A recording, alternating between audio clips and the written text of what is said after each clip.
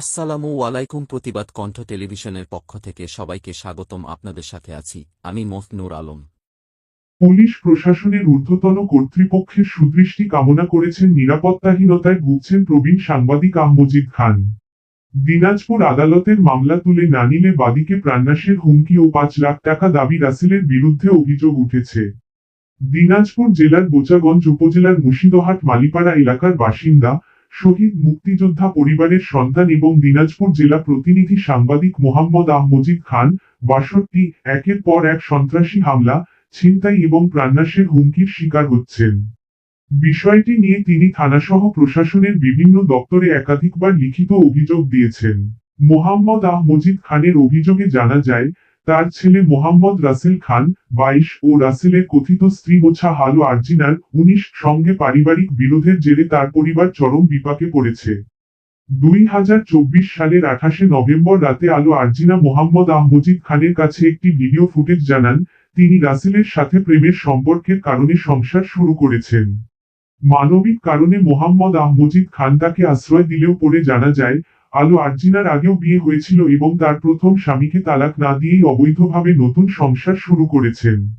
এ ঘটনার পর আলো আরজিনা ও মোহাম্মদ রাসেল খান ক্ষিপ্ত হয়ে মোহাম্মদ মজিদ খানের বিরুদ্ধে নানা ষড়যন্ত্র ও হুমকি ধমকির মাধ্যমে আতঙ্কের পরিবেশ সৃষ্টি করে। বিষয়টি তিনি বোচাগঞ্জ উপজেলা নির্বাহী কর্মকর্তা ও থানায় লিখিতভাবে অভিযোগ করেন। এরপর ৩রা মার্চ ২০২৫ তারিখে দিনাজপুর করতে যাওয়ার সময় রেলস্টেশনের কাছে সন্ত্রাসীরা মোহাম্মদ মজিদ খানের উপর হামলা চালায়। এ ঘটনায় তিনি দিনাজপুর কোতোয়ালি থানায় লিখিত অভিযোগ দায়ের করেন। মামলা চলমান থাকা অবস্থায় ২২ মে ২০২৫ তারিখে আদালতের বারান্দায় বাউকিল বারের ভিতরে মোহাম্মদ রাসেল খান প্রকাশ্যে মোহাম্মদ মজিদ খানকে প্রাণনাশের হুমকি দেয় বলে অভিযোগে উল্লেখ করা হয়েছে। অভিযোগে আরও বলা হয়েছে, মোছা হালু আরজিনা নিজেকে গর্ভবতী দেখিয়ে জামিনে বের হয়ে মোহাম্মদ মজিদ খানের কাছে একাধিকবার ৫ লাখ টাকা দাবি করে, অন্যথায় প্রাণনাশের হুমকি দেয়।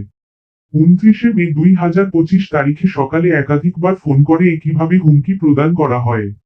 মোহাম্মদ মজিদ খান অভিযোগ করেন, ৩রা মার্চ ২০২৫ তারিখ সকাল ৯টার দিকে রেলওয়ে স্টেশন এলাকায় তাকে সন্ত্রাসীরা টানাহেঁচড়া করে স্টেশনের বাইরে নিয়ে গিয়ে বেদম মারপিট করে।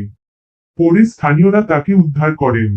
৯টা ৩০ মিনিটের দিকে শহরের বাহাদুর বাজার এলাকায় ফের তার উপর হামলা চালিয়ে মোবাইল ফোন, মূল্য ২৯,৫০০ টাকা এবং নগদ ৮,০০০ টাকা ছিনতাই করে নেওয়া হয়।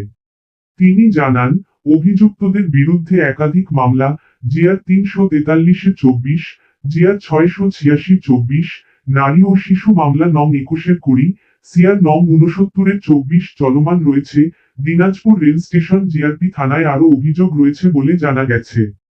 পুলিশ প্রশাসন ঊর্ধ্বতন কর্তৃপক্ষ এবং বাংলাদেশ সেনাবাহিনী ক্যাম্প ২৮ দিনাজপুরের নিকট তাদের দৃষ্টান্তমূলক শাস্তি এবং তার পরিবারের নিরাপত্তা নিশ্চিত করার জন্য সংশ্লিষ্ট প্রশাসনের হস্তক্ষেপ কামনা করেছেন মোহাম্মদ মজিদ খান। গণমাধ্যমে